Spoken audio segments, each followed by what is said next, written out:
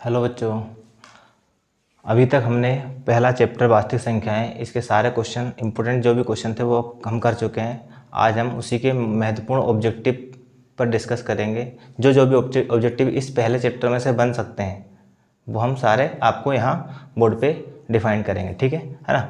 सबसे पहले देखें कि पहला आपका है प्राकृत संख्या क्या है ना। ये क्वेश्चन पूछा जाता है और उसमें आपका ऑब्जेक्टिव भी बनता है। देखो, गिनती वाली सभी संख्याएं, जो गिनती कहाँ से अपन स्टार्ट करते हैं, 1 से लेकर इनफाइनाइट तक चलती जाती है, ठीक है। तो गिनती वाली सभी संख्या क्या कहलाती है, आपकी प्राकृत संख्याएं कहलाती है, ठीक है। पॉजिटिव धनात्मक होगी और बटे में नहीं होगी, है ना, ठीक है। रेशनल नंबर कभी भी प्राकृत संख्या नहीं होती है, इसलिए 1 से लेकर कहाँ तक जाएगी, इनफाइनाइट तक जाएगी। तो अब आपसे पूछा जाएगा, क्वेश्चन बनेगा सबसे छोटी प्राकृत संख्या किसे कहते हैं, तो 1 को।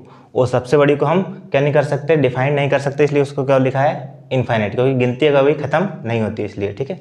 अब दूसरा है आपका पूर्ण संख्या किसे कहते हैं, तो जब प्रकृत संख्या, जो ये प्रकृत संख्या का समूह है 1 से लेकर इनफाइनाइट तक, इसमें अगर ओनली 0 को शामिल कर ले, कितना, यदि प्रकृत संख्या के समूह में यदि 0 को शामिल कर लिया जाए तो जो समूह बनता है वो किसका बनता है, पूर्ण संख्या का बनता है, ठीक है। एग्जाम्पल के तौर पर देखो, जैसे आपका प्रकृत संख्या का 1 से लेकर इनफाइनाइट तक था, इसमें एक्स्ट्रा क्या जोड़ लिया अपन ने, 0 और शामिल कर लिया, ठीक है। तो ये जो समूह बन गया वो किसका बन गया, आपका पूर्ण संख्या का समूह बन गया, ठीक है। तो सबसे छोटी पूर्ण संख्या कौन सी होती है, तो 0 होती है, ठीक है ना। अब अगला क्वेश्चन आपका आता है, इसमें भी अगर सबसे बड़ी पूछी है तो वो क्या कहलाएगी, इनफाइनाइट कहलाएगी, ठीक है। फिर है पूर्णांक क्या होता है, तो पूर्णांक क्या, ये पूर्ण संख्या का जो समूह, ये वाला समूह, इसमें देखो धनात्मक अंक है पूरे, 0 के साथ क्या धनात्मक अंक है। अगर ऋणात्मक अंकों को शामिल कर लिया है, ऋणात्मक अंकों को शामिल कर लें तो जो समूह बनता है वो कहलाएगा आपका पूर्णांक कहलाएगा, इंटीजर बोलते हैं अपन उसको, ठीक है, पूर्णांक कहलाएगा। एग्जाम्पल हो गया आपका, देखो 0 से इधर पूरे पॉजिटिव और 0 से इधर वाले सारे क्या होते हैं, निगेटिव होते हैं। तो निगेटिव और पॉजिटिव दो तरह के पूर्णांक होते हैं, धनात्मक पूर्णांक और ऋणात्मक पूर्णांक, ठीक है। और इन सभी का जो समूह है वही क्या कहलाएगा, आपका पूर्णांक कहलाएगा, ठीक है। अब अगला क्वेश्चन आपका आता है कि अभाज्य संख्या क्या है ना। इंपॉर्टेंट क्वेश्चन है आपका, ऐसी संख्या है जिनका एक से अधिक गुणनखंड ना हो, मतलब एक के अलावा, उससे एक से तो हर एक संख्या कटती है, इसके अलावा वो खुद से ही कटती है और दूसरी संख्या से ना कटे, या उसका फैक्टर ना हो, गुणनखंड ना हो, तो उसे क्या बोलते हैं अपन, क्या वो कहते हैं, अभाज्य संख्या कहते हैं, ठीक है। एग्जाम्पल के तौर पर जैसे 2 है तो केवल 2 से ही कटेगा, 3 है तो 3 से ही कटेगा, 5 है तो 5 से ही कटेगा, मतलब इसका गुणनखंड क्या होता है, 5 के साथ 1, 3 के साथ 1, तो 1 तो सभी के साथ होता है। इसके अलावा क्या और कोई सी संख्या से कट रहा है, अगर कटता है तो वो भाज्य होगी और नहीं कटता है वो क्या कहलाएगी, अभाज्य कहलाएगी, ठीक है, जिसका एक से अधिक गुणनखंड ना हो। हाँ, क्या है, अब देखो कैसे आती है आपकी 2, 3, 4, 2, 3, 5, 7, इस तरह से आती है, कहाँ तक जाती है, इनफाइनाइट तक। अब यहाँ से क्या क्वेश्चन बनता है कि एकमात्र सम अभाज्य संख्या, मतलब एक ऐसी संख्या है जो सम भी है लेकिन फिर भी क्या है, वो अभाज्य है, नहीं तो कोई सी भी सम संख्या कभी भी अभाज्य नहीं हो सकती है, ठीक है ना। और आपका अगला ऑब्जेक्टिव बनेगा इसमें, सबसे छोटी अभाज्य संख्या कौन सी है, तो सबसे छोटी अभाज्य संख्या बोलेंगे अपन 3, ठीक है। एक और ऑब्जेक्टिव बन सकता है, क्या बन सकता है, अगर आपसे पूछ लिया है सबसे छोटी विषम अभाज्य संख्या कौन सी है, तो देखो सबसे छोटी विषम अभाज्य संख्या की बात करेंगे तो क्या कहलाएगा आपका, वो 3 कहलाएगा, ठीक है, इस तरह से, है ना। और एक ऑब्जेक्टिव ये बनेगा आपका, 1 से लेकर 100 तक कितनी अभाज्य संख्याएं होती है, तो 25 होती है, आपको याद रखना है ना, ठीक। अगला है आपका भाज्य संख्या है, ये अभाज्य था, है ना, प्राइम नंबर, ये आपका कंपोजिट नंबर है, मतलब भाज्य संख्या है। तो ऐसी संख्या है जिनका एक से अधिक गुणनखंड ना हो, सॉरी, एक से अधिक गुणनखंड हो, वो क्या कहलाएगी, आपकी भाज्य कहलाएगी। एग्जाम्पल के तौर पे क्या होगा, 4, देखो 4 के फैक्टर होते हैं, 2 से भी कर सकता है और 4 से भी कर सकता है। 6, तो 6 कैसे कर सकता है, देखो अगर आपने यहाँ लिख के बताएं तो 6 2 से भी कर सकता है और 3 से भी कर सकता है और 6 से तो कटना ही है, तो इसके एक से अधिक गुणनखंड हो रहे हैं, इसलिए ये क्या है, भाज्य है, ठीक है ना। ये सभी क्या है, भाज्य। 9 भी भाज्य होगी क्योंकि 3 से भी कर सकती है 9 और किससे कर सकती है, 9 से तो कटना ही है, तो एक से अधिक गुणनखंड होते हैं तो वो कहलाती है आपकी भाज्य कहलाती है ना। एग्जाम नोट में क्या है, यहाँ ध्यान देना, ये कि एक ना तो भाज्य होता है और ना ही अभाज्य, जो एक होता है उसको ना तो भाज्य में गिना जाता है ना ही अभाज्य में गिना जाता है, ठीक है, ये ऑब्जेक्टिव बना है पहले भी। फिर है परिमेय संख्या, तो जो संख्या p बटे q के रूप की होगी, p बटे q मतलब अंश बटे हर के रूप की होती है, तो और क्या होगा, q का मान कभी भी 0 नहीं होगा, हर का मान कभी भी 0 नहीं होगा, क्या कहलाएगी, परिमेय संख्या कहलाएगी, ठीक है। इसके एग्जाम्पल हो गया 2 हो गया, इसका क्योंकि 2 का बटे 1 ले सकते हैं तो 2 भी परिमेय संख्या है, 3 भी है, 2 बटे 3 है, 4 बटे 5 है ना, 22 बटे 7, ये सब क्या है, परिमेय संख्या है, ठीक है। अपरिमेय संख्या, जो संख्या किसके रूप की ना हो, p बटे q के रूप की ना हो। एग्जाम्पल के तौर पर जैसे √2 है, या √3 है, या √5 है, ये रूट से पूरे बाहर नहीं निकलते हैं, मतलब ये क्या है, अपरिमेय संख्या कहलाएगी। और जो पाई है, पाई का मान परिमेय होता है लेकिन पाई क्या होता है, अपरिमेय होता है, ठीक। लास्ट है आपका सहभाज्य पूर्णांक क्या है, तो ऐसे दो पूर्णांक जिनका कोई भी क्या उभयनिष्ठ गुणनखंड ना हो, उभयनिष्ठ मतलब कॉमन गुणनखंड ना हो, वो क्या कहलाएगा आपका सहभाज्य पूर्णांक कहलाएगा, है ना। जैसे 3/4 लिखा है तो 3 और 4 एक संख्या से नहीं कर सकते। 7/8 लिखा है, 7 और 8 एक संख्या से नहीं कर सकती, तो इसे क्या बोलेंगे अपन सहभाज्य पूर्णांक कहते हैं, ठीक है। ये सारे आपके, और इन जो सभी संख्याओं का जो समूह है, इन सभी संख्याओं का जो समूह है, जैसे आपके प्रकट संख्या हो गई, पूर्ण संख्या हो गई, पूर्णांक हो गया, अभाज्य संख्या, भाज्य संख्या, परिमेय अपरिमेय, इन सभी का समूह क्या कहलाता है आपका वास्तविक संख्या कहलाता है। जो चैप्टर का नाम है वास्तविक संख्या किसे कहते हैं, तो इन सभी को मिलकर जो समूह बनता है वो क्या कहलाएगा आपका वास्तविक संख्या कहलाएगा, ठीक है ना। अब देखें अगले ऑब्जेक्टिव, ये डेफिनेशन थी तो हमने पहले से लिख के आपको समझा दी, उससे ऑब्जेक्टिव बनेंगे वो आप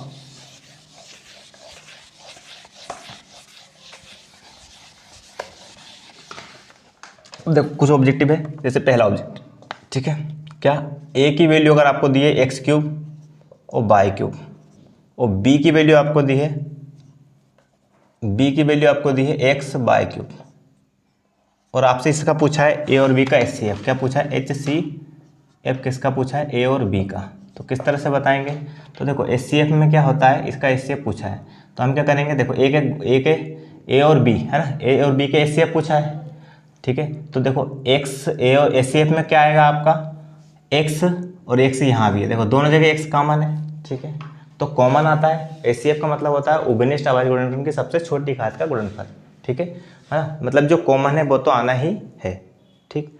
अब देखो जो कॉमन है वो आ गया आपका कौन सा, x दोनों जगह है, लेकिन x की पावर यहाँ कितनी है 3 और यहाँ कितनी है 1, तो छोटी पावर आती है HCF में, तो x आ गया। y की पावर यहाँ भी 3 है और यहाँ भी कितनी है 3 है, दोनों जगह सेम पावर है, तो छोटी बड़ी घात फिर कंपेयर नहीं करेंगे हम, तो दोनों जगह y की घात 3 है तो y की घात 3 HCF में आपका आ गया, ठीक है ना। अगर इसी का एलसीएम पूछते तो हम एलसीएम बता सकते थे ना। दूसरा क्वेश्चन आपका बनता है कि देखो जैसे इसमें पूछा है p=ab² दिया है और q=a³ दिया है और हमसे पूछा है इसका एलसीएम, क्या पूछा है एलसीएम पूछा है किसका, p और q का, p और q कैसे निकालेंगे।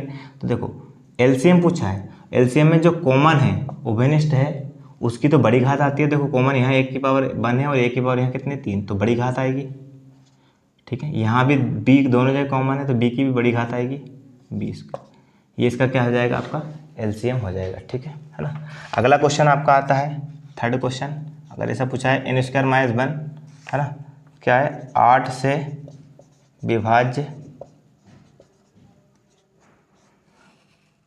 होगा यदि, ठीक है, n बराबर क्वेश्चन मार्क, आपसे पूछा जाएगा n का मान क्या हो सकता है कि 8 से विभाज्य हो जाए, ठीक है। तो n का मान क्या होगा, विषम संख्या होगी, कैसे होगी, देखो n की वैल्यू अगर अपन n की वैल्यू हम अगर रखते हैं विषम संख्या में रखते हैं कि सम में रखते हैं कि आपका आंसर क्या 8 से विभाजित होना चाहिए, ठीक है ना। अगर हम रखते हैं 3 तो यहाँ पर अगर फॉर्मूला इसके हिसाब से लिखें तो n का स्क्वायर मतलब 3 का स्क्वायर माइनस 1, 3 का स्क्वायर कितना होता है 9, 9 में से 1 घटाया कितना आ गया आपका 8, ठीक है ना। अगर हम 3 की जगह पर क्या लिखते हैं n की वैल्यू, n बराबर क्या लिखते हैं 5 लिखते हैं, है ना, तो 5 का स्क्वायर क्या -1 आ जाएगा, यहाँ n की वैल्यू 5 रख दी तो 5 का स्क्वायर -1, 5 का स्क्वायर कितना होता है 25 और उसमें से 1 घटाए तो कितना आ गया आपका 24, है ना। इस तरह से आप देख सकते हैं कि n की वैल्यू अगर हम विषम रखेंगे तो ये जो भी आंसर आएगा वो 8 से विभाज्य होगा और अगर सम रखेंगे तो नहीं होगा, ठीक है। इसलिए इसका आंसर क्या आ जाएगा, इसका आंसर आ जाएगा विषम संख्या। n क्या होगा आपका विषम संख्या होगी, कोई सी भी संख्या हो सकती है लेकिन n का मान क्या होगा एक विषम संख्या होगा, ठीक है। इस तरह से अब आगे देखते हैं अगला क्वेश्चन। देखो इस तरह से पूछा है चौथा क्वेश्चन, HCF A और B दिया है इनटू LCM A और B और हमसे बराबर करके खाली स्थान दिया है। तो ये देखो एक फॉर्मूला होता है, क्या होता है, दो संख्याओं का गुणनफल बराबर होता है HCF इंटू LCM। तो हमें LCM इंटू HCF दिया है और दो संख्याओं का गुणनफल आपको करके बताना है। तो हम दो संख्या कौन कौन सी, एक तो A है और एक क्या है B है, मतलब इसका आंसर क्या जाएगा, इन दोनों A और B गुणा करेंगे तो वो किसके बराबर होगा, उनके LCM और HCF के गुणा के बराबर होता है, जो हमने फॉर्मूला पढ़ा था, ठीक है।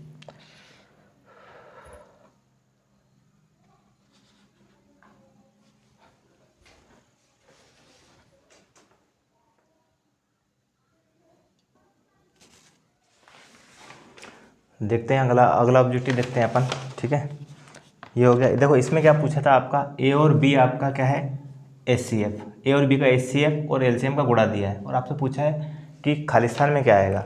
तो इसके बराबर क्या होता है कि दो संख्या, देखो संख्याएं कौन कौन सी है आपकी ए और बी, तो दो संख्याओं का गुणनफल बराबर आपका होता है एचसीएफ इंटू एलसीएम, है ना। दो संख्या गुणनफल बराबर आपका होता है एचसीएफ इंटू एलसीएम होता है। ठीक है ना।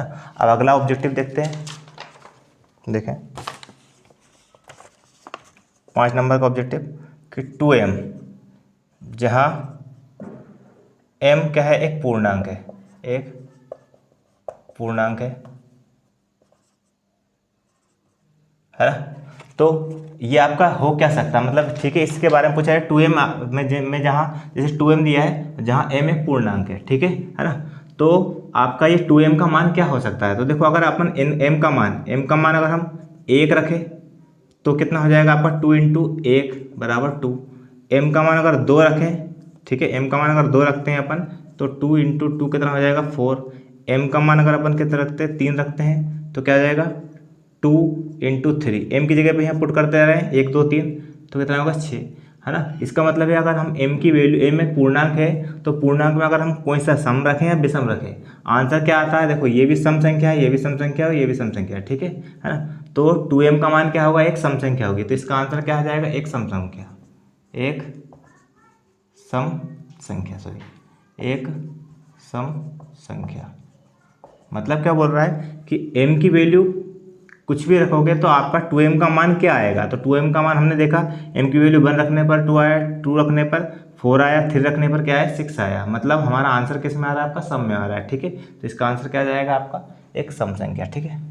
अब अगला देखो इसी का तरह का एक और क्वेश्चन है आपका, छठा क्वेश्चन है 2m+1, है ना, जहाँ जो m है, m क्या है एक धन पूर्णांक है, एक धन पूर्णांक, ठीक है। तो इस 2m का मान क्या होगा, 2m का मान पूछा आपसे कि इसका मान क्या होगा, ठीक है। तो देखो अब इसमें हम मान रख के देख लेते हैं। m बराबर 1 रखा तो देखो 2 इंटू एम की वैल्यू हमने क्या पुट कर दी 1 और प्लस 1, पहले गुणा होता है फिर जुड़ता है, तो 2 का गुणा 1 में किया तो कितना आया, अगली स्टेप में 2 का गुणा 1 में किया तो 2 और प्लस 1 कितना हो जाएगा आपका 3 हो जाएगा, ठीक है। अब m का मान क्या रखो 2, देखो ये विषम रखा था, अब हम क्या रख रहे हैं सम रख रहे हैं, ठीक है। तो क्या हो जाएगा 2 इंटू एम का मान 2 रख रहे हैं प्लस 1, तो कितना हो जाएगा 2 दूना 4 और ये प्लस का 1, तो 4 1 क्या हो जाएगा आपका 5, ठीक है। अगर अगला अंक रखोगे तब भी आपका देखो ये क्या आंसर आ रहा है विषम संख्या, यहाँ भी क्या है विषम संख्या। इसका मतलब है 2m+1 का मान हमेशा m क्या है पूर्णांक, किसी भी पूर्णांक के लिए 2m+1 का मान क्या होगा, एक विषम संख्या होगा, क्या होगा विषम संख्या, ठीक है। उसका इससे भी समझ सकते हैं, देखो 2m का मान क्या आ रहा है, m का मान कुछ भी रखेंगे 2m का मान क्या आ रहा है, सब विषम संख्या सम आ रहा है, सम आ रहा है। और सम में क्या देखो 2m में क्या जोड़ा गया है, एक जोड़ा गया है ना। कभी भी किसी भी सम संख्या में अगर एक जोड़ते हैं तो हमेशा क्या आती है विषम संख्या आती है, इसलिए इसका आंसर क्या आएगा आपका विषम संख्या आएगा, ठीक है। अब अगला देखें आप, है ना। सातवां अगर आपसे पूछ लिया है धन पूर्णांक क्या होते हैं, धन पूर्णांक, ठीक है। तो आप बोलोगे धन पूर्णांक किसे कहते हैं, तो सभी प्राकृत संख्याएं, सभी जो प्राकृत संख्या है वो धन पूर्णांक होता है ना, प्राकृत संख्याएं, सभी प्राकृत संख्याएं क्या होती है आपकी संख्याएं धन पूर्णांक होती है। क्यों होती है, क्योंकि प्राकृत संख्याएं नेगेटिव नहीं हो सकती, ठीक है। कहाँ से स्टार्ट होती है, 1 से स्टार्ट होती है, 1 2 3 4 से लेकर इनफाइनाइट तक जाती है। तो सभी धन पूर्णांक की बात करें, सभी धन पूर्णांक क्या कहलाते हैं, प्राकृत संख्याएं सभी क्या कहलाएंगे, धन पूर्णांक कहलाएंगे। प्राकृत संख्या में कोई सी भी संख्या होगी वो हर एक संख्या क्या कहलाएगी, आपकी धन पूर्णांक कहलाएगी, पॉजिटिव भी होती है, ठीक है ना। आठवां ऑब्जेक्टिव है आपका क्या, देखो एलसीएम दिया है, एलसीएम कितना दिया 50 और एचसीएफ दिया है आपको 25, और हमसे पूछा है ना दो संख्याओं का गुणनफल पूछा है। क्या पूछा है, दो संख्याओं का गुणनफल। तो हमने एक फॉर्मूला पढ़ा था कि दो संख्याओं का गुणनफल बराबर क्या होता था, HCF इंटू LCM, ठीक है। अब हमसे दो संख्या गुणनफल पूछा है तो ये तो ऐसे कैसे आएगा यहाँ, ठीक है। और HCF का मान कितना है 25 और इंटू LCM का मान कितना है 50, मतलब इनका गुणा करने पर जो आएगा वो क्या कहलाएगा, दो संख्याओं का गुणनफल कहलाएगा। ठीक है, तो 25 देखो जीरो लगा लें, अब 25 का गुणा 5 में करना है तो 25 पंजे 125 होता है। ठीक है, मतलब इसका दो संख्याओं का गुणनफल कितना आ जाएगा आपका 1250। कब आएगा, जब उनका एलसीएम और एचसीएफ इतना और इतना दिए। ठीक है, इस तरह से है ना। अब अगला क्वेश्चन देखते हैं।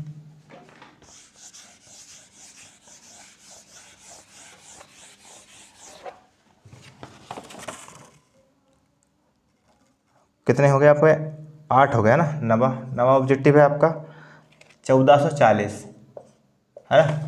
में आपसे पूछा जाएगा 2 की अधिकतम घात, 2 की अधिकतम घात। देखो इस अलग तरह का ऑब्जेक्टिव है, अधिकतम घात आपको बतानी है कितनी होगी। तो इसका मतलब क्या है, इसका फैक्टर करना है और फैक्टर के बाद 2 जितनी बार आता है उसकी पावर कितनी होगी, मतलब जितनी बार आएगा उसकी पावर लगा देंगे, और की कहलाएगी 2 की अधिकतम घात कहलाएगी। तो 1440 का अपन गुणनफल करते हैं, फैक्टर करते हैं। 2 से काटा 2 से 14, 2 दूना 4 और 0, फिर 2 से काटा 2 तिया 6, 1 बचा 12 हो गए, 2 छः 12 और ये 0, फिर 2 से काटेंगे 2 एकम 2, 1 बचा 16 हो गए, 2 8 16 और ये 0, फिर 2 से काटेंगे 2 9 18, एक है ना पूरा भाग चला गया 0 से 47, फिर 2 से काटेंगे क्योंकि जीरो इकाई का अंक 0 है, सम संख्या होती है 2 से कटता है। ठीक है ना। कितना आ जाएगा 2 चुक 8, 1 बचा 18 हो गए, सॉरी 10 हो गए, 1 बचा तो 10 हो गए, 2 5 10। अब ये 2 से कट रहा है क्या, नहीं कट रहा है, तो हमें वैसे आप चाहे तो 3 से काट सकते हैं। ठीक है, 3 से 3 एकम 3, 1 बचा 15 हो गया, 3 5 15, फिर 3 से काटेंगे 3 5 15, फिर 5 से काटेंगे 5 एकम 5 ही होगा।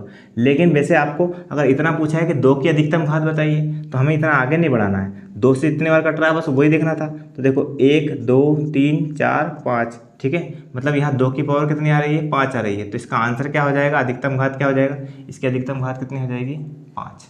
ठीक है, क्योंकि 2 कितनी बार आ रहा है 5 बार, 2 की अधिकतम घात पूछिए। इसी में अगर आपसे 3 की अधिकतम घात पूछते, 3 कितनी बार है आपका 2 बार, तो यहाँ कितनी घात लिखते हैं 2 लिखते हैं। ठीक है, जिसका पूछा उसका बता सकते हैं अपन। ठीक है ना। अब अगला क्वेश्चन भी इसी तरह का एक और क्वेश्चन है, क्या है आपको दिया जाएगा, देखो 3825 में हमसे पूछा है 3 की अधिकतम घात पूछिए। किसकी पूछी है, 3 की अधिकतम घात, 3 की अधिकतम घात। ठीक है ना, ये क्वेश्चन है आपका 10 बार 11 जो भी हो। ठीक है, तो इसके फैक्टर कर लेते हैं 3825, इसके फैक्टर करते हैं, 3 जितनी बार आएगा उसकी जो पावर होगी, मतलब अगर 2 बार आया तो 2 अधिकतम घात 2 हो जाएगी, 3 बार आया तो 3 हो जाएगी, 4 बार आया तो 4 हो जाएगी। ठीक है, 3 से काटेंगे पहले, 2 से तो कटेगा क्योंकि विषम संख्या है, 3 से कटेगा, 3 एकम 3, 3 दूना 6, 2 बचे 22 हो गए, 3 7 21, 1 बचा 15 हो गए, 3 5 15, फिर 3 से कटेगा क्या, 3 चुक 12, फिर 3 दूना 6, 1 बचा 15, 3 5 15। अब देखो 5 और 2 7, 7 4 11, मतलब ये 3 से नहीं कट सकता, तो हमें इतना ही देखना। अब 3 से नहीं कटेगा, किससे कटेगा 5 से, तो हमें काट के नहीं देखना है पूरा, हमें देखना है कि 3 कितनी बार आया है आपका 2 बार। अब जो भी संख्या आएगी वो 3 नहीं आ सकती, 3 के अलावा 4 5 आ सकता है, 7 आ सकता है, जो भी आएगा, लेकिन 3 नहीं आएगा, मतलब 3 की अधिकतम घात कितनी है इसमें 2, 3 कितनी बार आया है 2 बार। ठीक है, इस तरह से इसको सोल्व करेंगे ना।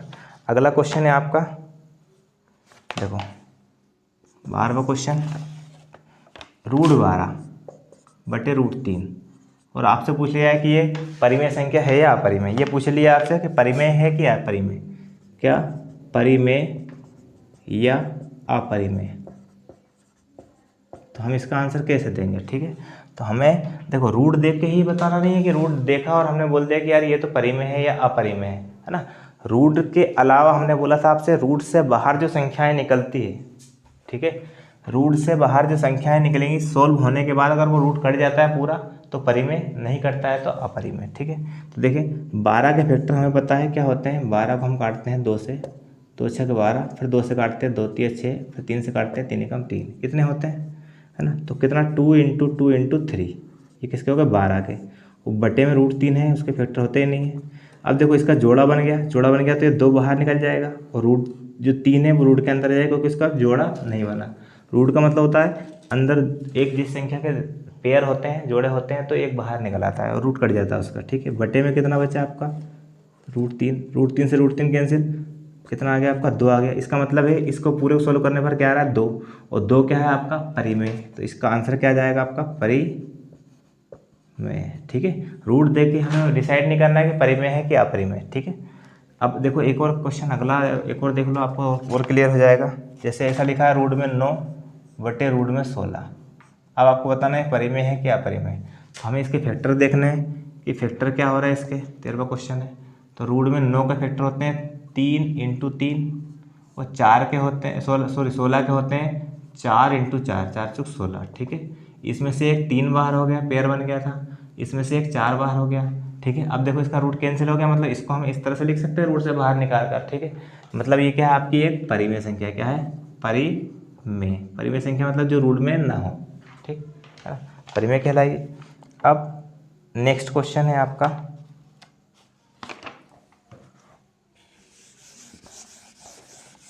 जो क्वेश्चन करवाए जा रहे हैं उसको एक बार और रिपीट आप करते हो, है ना, तो आसानी से सारे ऑब्जेक्टिव और सारे क्वेश्चन आपके क्लियर हो जाएंगे, ठीक है। देखिए अगला क्वेश्चन है आपका 250 और 425।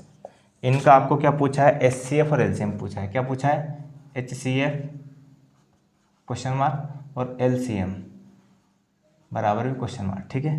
तो देखो इनके एचसीएफ और एलसीएम निकालने के लिए इनके फैक्टर कर लेते हैं, है ना। फैक्टर करते हैं, 2 से कटे क्योंकि आपका इकाई का अंक 0 या सम होता है तो 2 से कटता है, ठीक है ना। 2 से कट सकता है, देखते हैं। 2 से कटा, 2 एकम 2, 1 बचा, नहीं बचा कुछ भी, है ना। 5 में देंगे 2 दूना 4, 1 बचा, 10 हो गए, 2 5 10। अब ये क्या है, 5 और 2 7 और 1 8, मतलब 2, देखो 2 से तो कटना नहीं क्योंकि विषम संख्या है। 3 से भी नहीं कटे क्योंकि इनका जोड़ कितना आ रहा है आपका, 5 और 2 7 और 1 8 आ रहा है, मतलब 3 से नहीं कटेगा। तो किससे काटते हैं अपन, 5 से काटते हैं। विषम है तो विषम से ही कटे बेटा। पचम, देखो 5 दूना 10, 2 बचे, पचम 25, फिर 5 से कटेगा, पचम 25, फिर 5 से कटेगा, 5 से कम 5, ये इसके फैक्टर हो गए। 425 की ओर देख लेते हैं, है ना। क्या ये 3 से कट सकता है क्या, 4 2 6, 6 5 11, नहीं कटेगा, मतलब डायरेक्ट किससे काटना है इसको, 5 से, है ना। 5 8 40, कितने बचे, 2 बचे, 25 हो गए, पचम 25, फिर 5 से काटेंगे, 5 से कम 5, 3 बचे, 8 में 5 गए, 3 बचे, 35 हो गए, 5 7 35, फिर 17 से काटेंगे, 17 एकम 17। तो देखो इसके फैक्टर क्या हो रहे हैं आपके, 250 के फैक्टर हो रहे हैं 2 × 5 कितनी बार है, 3 बार, ठीक है। और 425 के फैक्टर हो रहे हैं आपके कितना, 5 कितने बार है, 2 बार इंटू, ठीक है, 17 है। अब एचसीएफ निकालते हैं, है ना। हमने ऐसे क्वेश्चन करवाए हैं आपको, एलसीएम 2 चीज़ निकालना है ना। तो एचसीएफ क्या होता है, जो कॉमन है उभयनिष्ठ वाला आएगा, लेकिन उसकी क्या आएगी, छोटी घात आएगी, मतलब 5 की पावर 2, 5 की पावर 2 मतलब 5 का 2 बार गुणा पचम 25, ठीक है। और एलसीएम में क्या आता है आपका कि जो कॉमन नहीं है, देखो 2 भी कॉमन नहीं है और 17 भी कॉमन नहीं है, तो ये तो आना है। और जो कॉमन है उसकी क्या आती है, बड़ी पावर आती है एलसीएम में, ठीक है। तो क्या आएगा, 5 की पावर कितना आएगा, 3, ठीक, इतना हो जाएगा। 17 दूना 34 होता है ना, 34 इंटू 5, 5 का गुणा करते हैं अपन 3 बार तो 125 आता है। 125 का अगर हम किस में, 34 में गुणा करेंगे, ठीक है। 125 का 4 बार गुणा करेंगे तो 400 500 हो जाएगा, कितना आ जाएगा, है ना। 4 बार करेंगे 100 का तो 400 और 25 करेंगे तो 100 हो जाएगा, मतलब 500, 500 के 0 हासिल के कितना बचे, 50, है ना। 125 का 3 बार गुणा करेंगे तो 375, 375 में 50 जोड़ेंगे, 375 में 50 जोड़ेंगे तो 5 7 5 12, 3 1 4, 425, कितना आ गया, 425। ये आपका इसका क्या आ गया, एलसीएम आ गया, एचसीएफ आ गया, ठीक है। इस तरह से हम निकाल सकते हैं, ठीक। एक ये 2 क्वेश्चन और बचे हैं, है ना। ये सारे ऑब्जेक्टिव क्लियर हो जाएंगे इस चैप्टर के। देखें,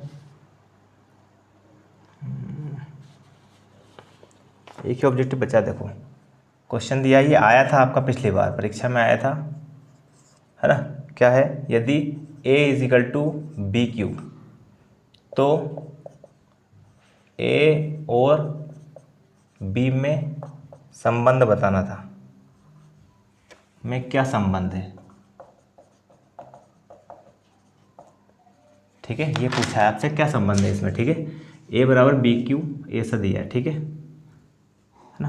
अब एक आपको थ्योरम पढ़ी होगी, यूक्लिड डिवीजन मेथड, है ना। उसमें क्या होता है, देखो हम, एक होता है भाज्य, भाजक, भागफल और शेषफल, 4 चीज़ें होती है, ठीक है ना। तो ये आपका a क्या हो गया, भाज्य, मतलब अपन है क्या, a हो गया भाज्य और b क्या हो गया, भाजक, मतलब जिससे हम भाग दे रहे हैं ये b है और जिसमें भाग दे रहे हैं वो क्या है, a है ना। तो ये आपका क्या होता है, भाज्य, है ना। ये क्या होता है, भाजक। इधर क्या आता है, भागफल आता है, क्यूटेंट मतलब भागफल।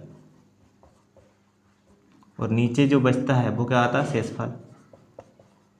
शेषफल, ठीक है। ये 4 चीज़ें होती है, भाज्य, भाजक, भागफल और शेषफल, ठीक है ना। तो ये देखो, ये ए और बी में हमें संबंध पूछा है, तो ए क्या है, भाज्य, और बी क्या है आपका, भाजक, है ना। ए क्या है, भाज्य, और बी क्या है आपका, भाजक। तो कभी भी जो आपका जो ये है ना, जो भाजक होता है वो भाज्य का एक क्या होता है, गुणनखंड होता है। जो भाजक होता है वो भाज्य का, मतलब इसका भाग अगर इसमें जा रहा है, इसका मतलब है ये जो भाजक है वो इस भाज्य का क्या होता है, एक गुणनखंड होता है। तो यही इसमें संबंध है, ठीक है। तो हम क्या लिख सकते हैं इसमें, इसका आंसर लिख सकते हैं कि बी ए का एक क्या है, गुणनखंड है, गुणनखंड है ना। क्या है, जो बी है, बी और ए में संबंध बताना था, तो बी क्या है, भाजक, और ए क्या है, भाज्य, है ना। अगर इसका भाग इसमें जा रहा है, इसका मतलब है ये इसका एक गुणनखंड होगा, ठीक है। जैसे मान लो, देखो एक और चीज़ बता दे, जैसे मान लो 25 है ना, वो 5 से अपन भाग दे रहे हैं 25 में, तो जा रहा है 5 का भाग 25 में जा सकता है, मतलब ये जो 5 है इस 25 का एक गुणनखंड होगा, बिल्कुल 25 गुणनखंड में 5 आएगा, तभी तो 5 का भाग इसमें जाएगा, नहीं तो जा ही नहीं सकता, ठीक है। इस तरह से है। तो जो बी है भाजक है, वो ए भाज्य का क्या होता है, गुणनखंड होता है। ये आपसे संबंध पूछा था, ठीक है। इस तरह से हमारा जो पहला चैप्टर है वास्तविक संख्याएं, उसी के सभी इंपॉर्टेंट क्वेश्चन प्लस इंपॉर्टेंट जो भी ऑब्जेक्टिव थे, है ना, सारे क्लियर हो चुके हैं। नेक्स्ट क्लास में हम अगला चैप्टर पढ़ेंगे बहुपद, है ना, उसी के कुछ इंपॉर्टेंट क्वेश्चन करेंगे, फिर लास्ट क्लास में उसके क्या करेंगे, उसके ऑब्जेक्टिव करेंगे, ठीक है।